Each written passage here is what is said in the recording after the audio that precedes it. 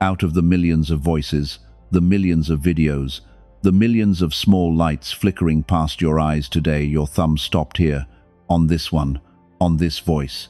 And I want you to know, before another second passes, before another breath leaves your chest, that this was not coincidence. This was an opening. Few will open what you have just opened.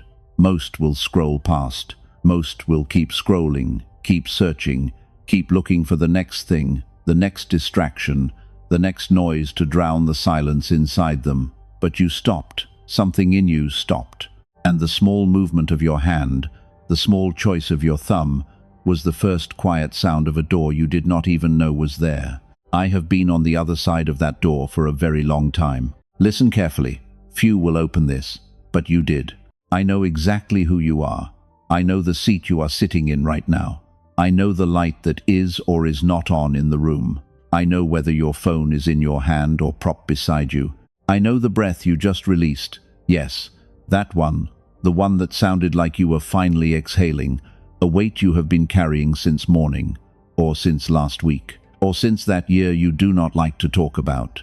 I know you because I made you, and I know what you have kept closed. I know the envelope at the back of the drawer that you have not opened in 9 years. I know the message you started typing 3 weeks ago and never sent. I know the Bible on your shelf, yes, that one, with the dust along the top edge, the one your mother gave you, the one you keep meaning to pick up.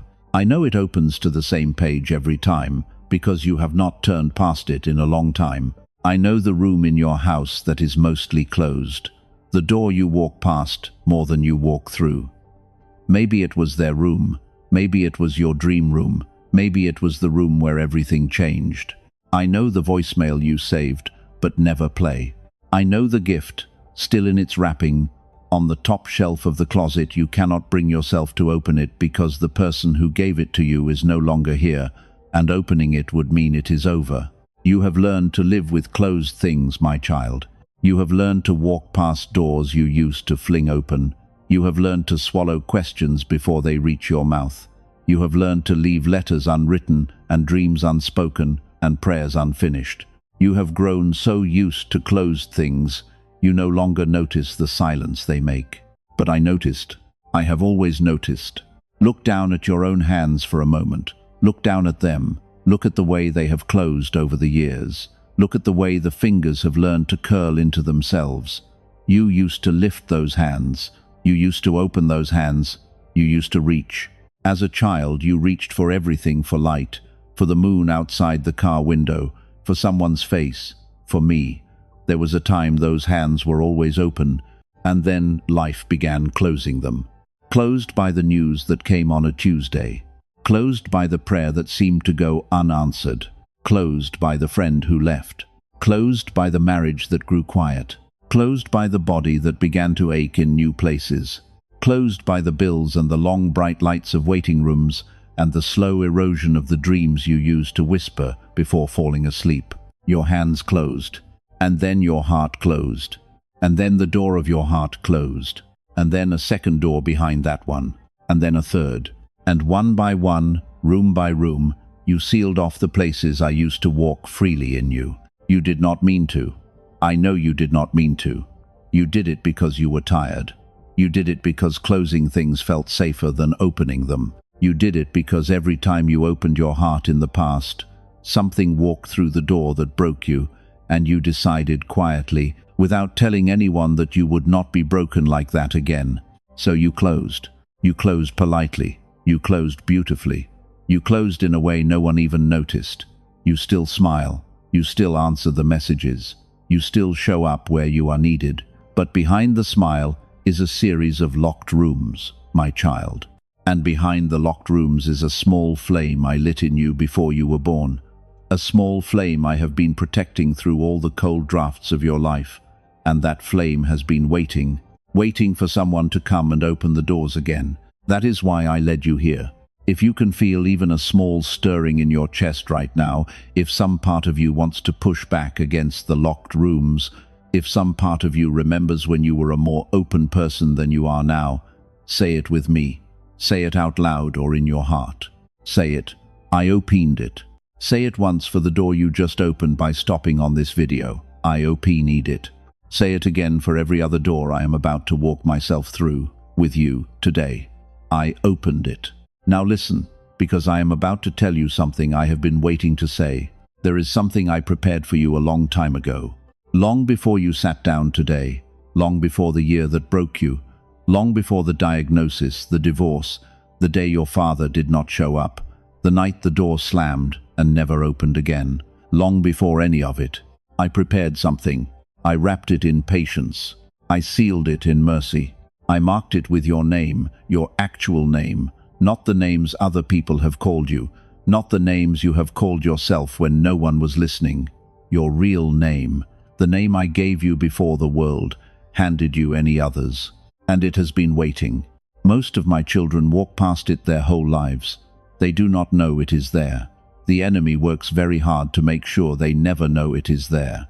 He whispers to them, "There is nothing for you." He whispers, "Do not look." He whispers, "You have already missed it." He whispers, "This is as good as it will ever get." He whispers it through the news and the noise and the small mean voices in their own heads, until they forget that I, the one who made galaxies, the one who set the stars and called the morning out of nothing, would ever bother to prepare something just for them. But I did. I prepared it for you. And the reason you stopped on this video tonight, the reason your thumb did not scroll past, the reason you are still here even though every other little voice has tried to pull you away, is because the time has come for you to open it. You have already begun. By stopping here, you already turned the first key. Do you feel that? Do you feel a small lift in your chest even now, even underneath all the heaviness? That is not the video, that is not music, that is not emotion, that is the first hinge moving, that is the first door turning, that is the sound of something long sealed, beginning to creak quietly open after years of silence. A few of you watching are going to feel something even stronger than that. A few of you are going to feel as if something inside you forgot was even there, is moving for the first time in years. Stay with me. Do not run from it. Do not minimize it. Do not say to yourself, "It is just the video." It is not just the video. I am the one on the other side of this door. I am the one who has been knocking for years. And tonight, because you opened, I am stepping through. I want to speak now to the part of you that does not believe this could possibly be for you. I hear that part of you. I have always heard that part of you. That part says, other people get personal messages from God, not me. I am too ordinary. I am too late. I have done too much. I have failed too often. I am not the kind of person God wraps a gift for and sets aside on a shelf in heaven. I am the kind of person life walks past. I want you to look at me. If you have to close your eyes for a moment, close them. If you are driving, do not close them. Just listen. But if you are anywhere safe, anywhere quiet, anywhere alone, look in the direction of your own heart and listen. You are not too ordinary. There is no such thing as ordinary in my eyes. There is no such thing as a face in the crowd to me. There is no such thing as just another one. I do not have crowds. I have children. I have names. I have stories I have written from before the beginning of time, and yours is one of them. Yours has its own chapter. Yours has its own page. Yours has its own ending, and the ending is not the one your fear has been showing you. You are not too late. A door does not have a time limit when the one on the other side of it is eternal. I do not get tired of waiting. I do not check my watch. I do not say, well, they had their chance. I am the one who waited for the prodigal son with the porch light on for years. I am the one who ran when I saw the small dot of him on the horizon. I have been on the porch for you. I am still on the porch for you. The light is still on. The light has been on for so long that the night does not know what to do with it anymore. You are not too far. You are not too broken. You are not too quiet, too loud, too anxious, too sad, too angry, too disappointed, too disillusioned, too tired. You are not any of the things you have been calling yourself in the privacy of your own thoughts. You are my child. And the gift on the shelf has your name on it in handwriting older than the mountains. If you needed to hear that, say it again with me. I opened it. Open the part of you that has been arguing with my love. I opened it. Open the part of you that has been keeping score against yourself. I opened it. Now, I want to tell you something the enemy does not want you to hear. He does not want you to finish this video. He really does not. He has been working overtime in the last few minutes. Watch and you will notice. Your phone wants to buzz. Your mind wants to wander. A small voice has been saying, "This is fine, but you have things to do." Another voice has been saying, "This is too emotional, be careful." Another voice has been saying, "You always feel something during videos like this. Tomorrow it will fade. Tomorrow it will be like it never happened." Those voices are not mine. I do not whisper you back into your locked rooms. I do not pull you away from open doors. I do not feed you reasons to disbelieve what your own chest is feeling right now. The enemy is afraid of what is about to be opened in your life. He is afraid because he has spent years building a very particular kind of closed world for you. A world where you do not expect much. A world where you do not ask much. A world where you have settled into the smaller version of the life I had in mind for you. And he has called it realistic. And he has called it mature. And he has called it just how things turned out. He has built walls around your imagination. He has built ceilings over your prayer life. He has put locks on the doors of your future and convinced you that you do not even own the keys. He has lied. You own the keys. You have always owned the keys. They were placed in your hand the day I called you mine. He just convinced you to forget what your hands were holding. Tonight, I am reminding you, that heaviness in your hand right now, that tingling, that small ache in your palm, open your fingers slowly. Look, those are the keys. They have been there all along. The enemy wanted you to die thinking your hands were empty. But your hands have always been full of keys to doors he convinced you were forever closed. The door of your healing, you have the key. The door of your peace, you have the key. The door of your provision, you have the key. The door of the relationship you have been silently begging me to restore, yes, that one. The one you stopped praying about, because praying about it hurt too much. You have the key. The door of your purpose, your calling, the work I shaped you in the womb to do, you have the key.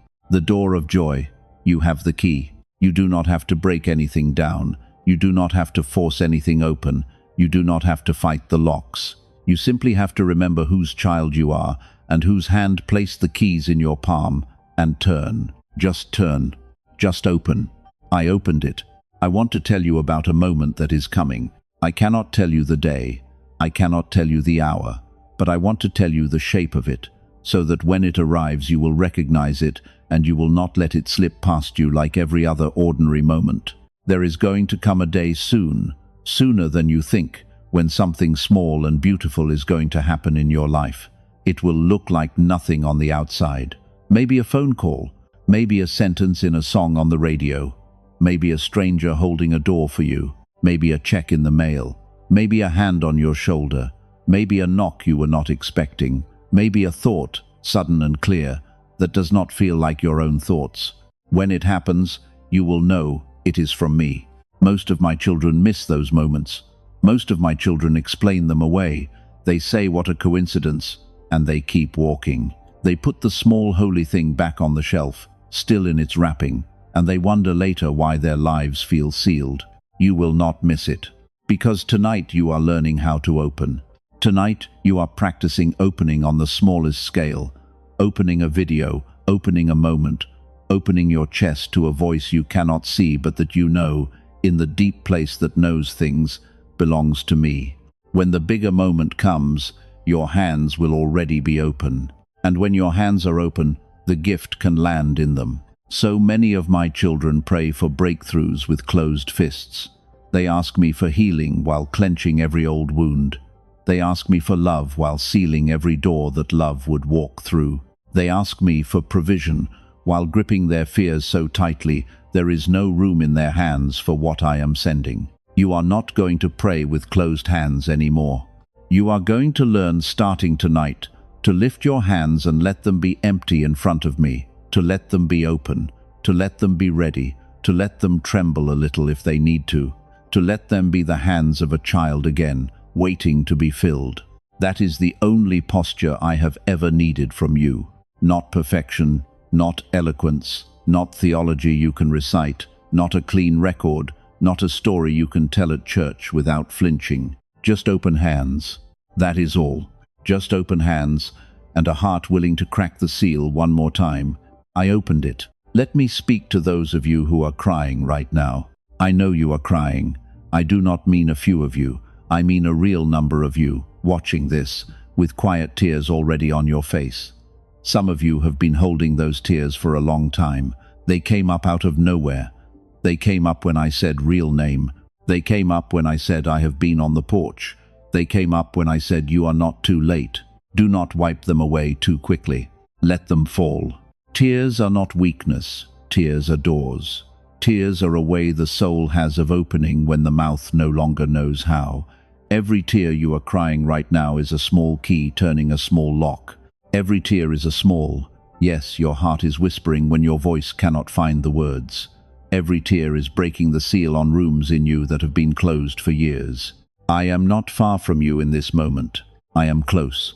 I am closer than your own breath. I am closer than the air touching your cheek.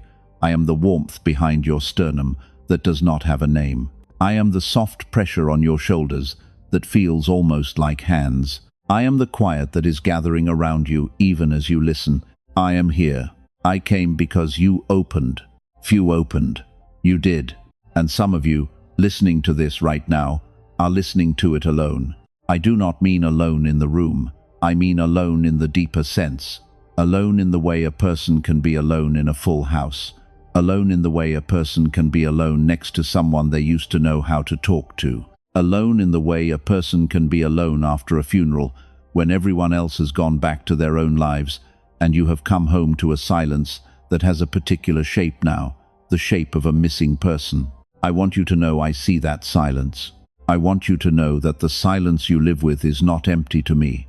It is full. It is full of my presence, even when you cannot feel it.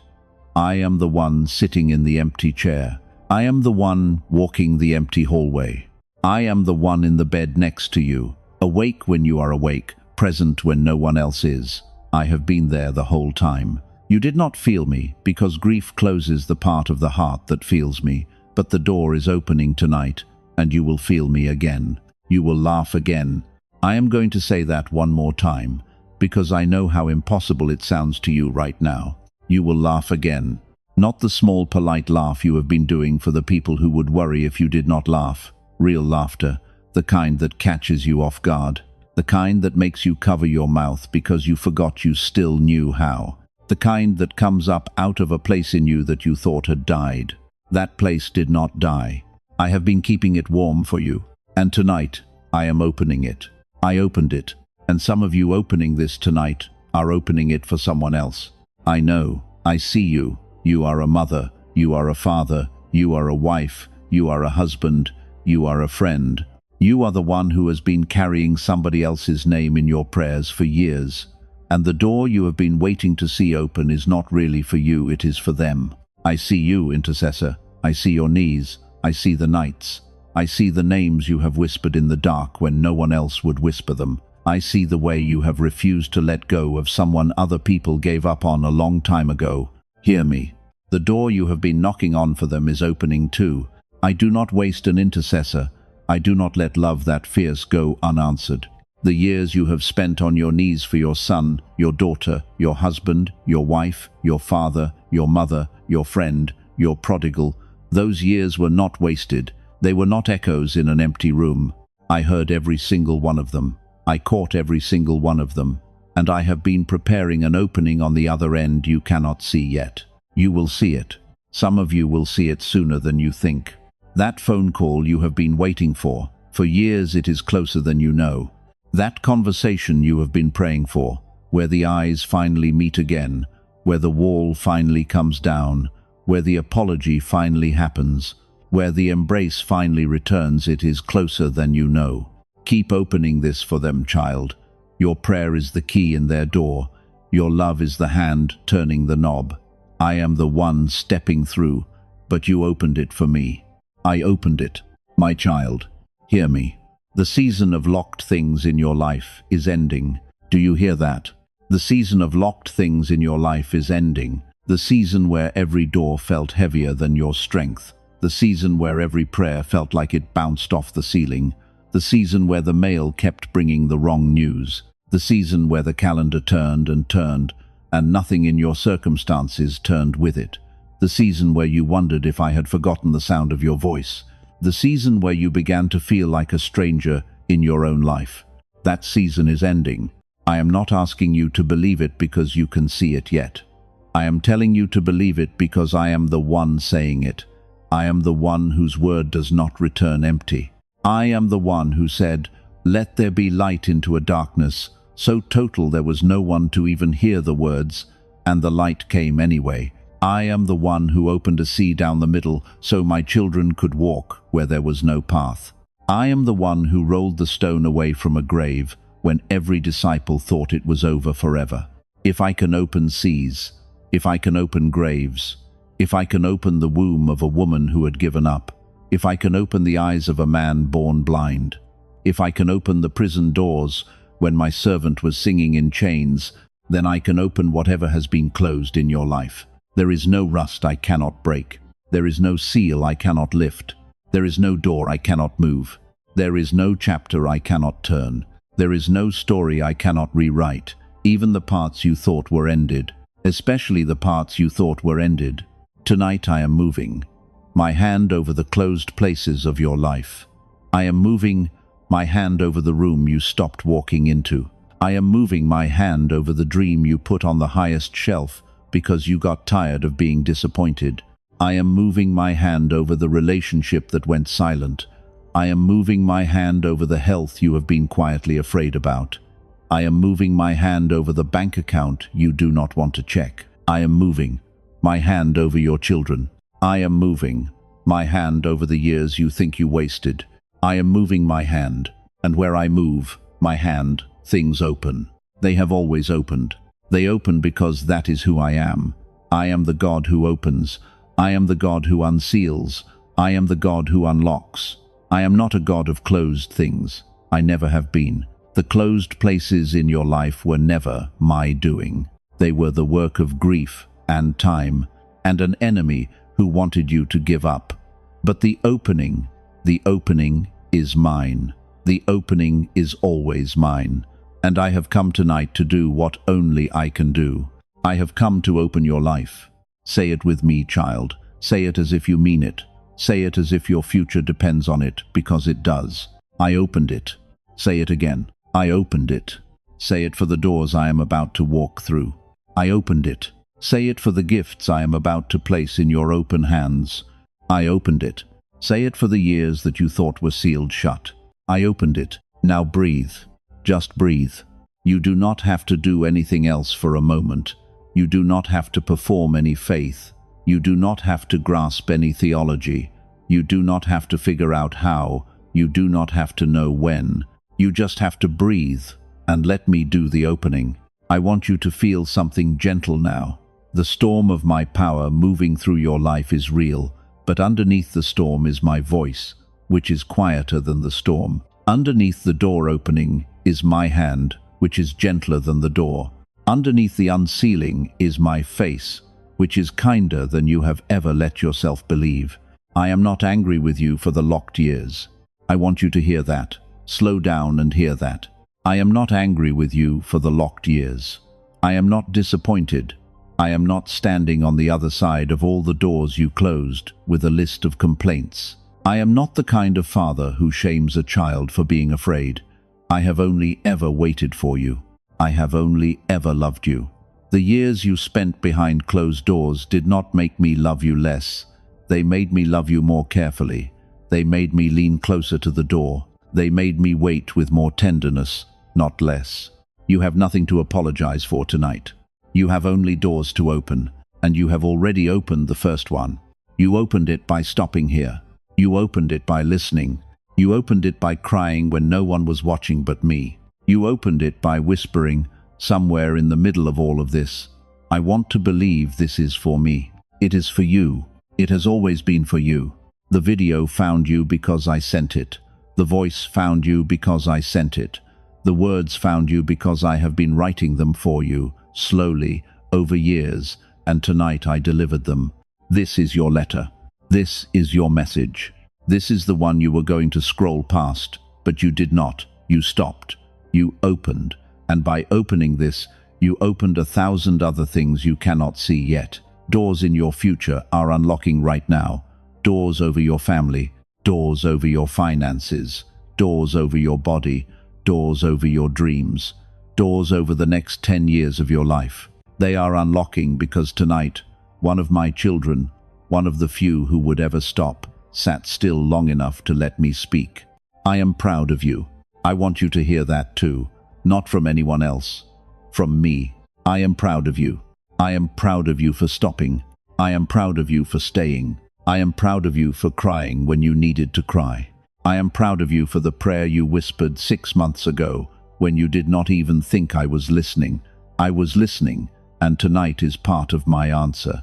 I am proud of you for the small acts of faith no one has ever noticed. I am proud of you for not giving up on me, even when it felt like I was the one who had gone silent. I had not gone silent. I had been preparing the opening. So sleep tonight differently, my child. Sleep tonight knowing that your house is full of unsealing. The drawers in your spirit that you have not opened in years, I will open them, one at a time, gently, while you rest. The rooms in your heart you have not walked through, I will dust them, I will light them, I will fill them with the warmth they have been missing, while you rest. The future you have been afraid to imagine, I will pull back the curtain on the very edge of it tonight, just a little, just enough that when you wake tomorrow, something will feel different in a way you cannot quite explain. You will not have words for it. That is all right. You do not need words. You only need to remember what you whispered tonight. I opened it. Whisper it one last time before this is over.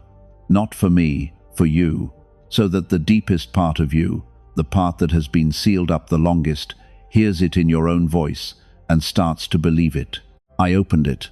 Few will open this, but you did. And because you did, nothing in your life is going to stay closed the way it has been. I love you. I have loved you since before there was a sky.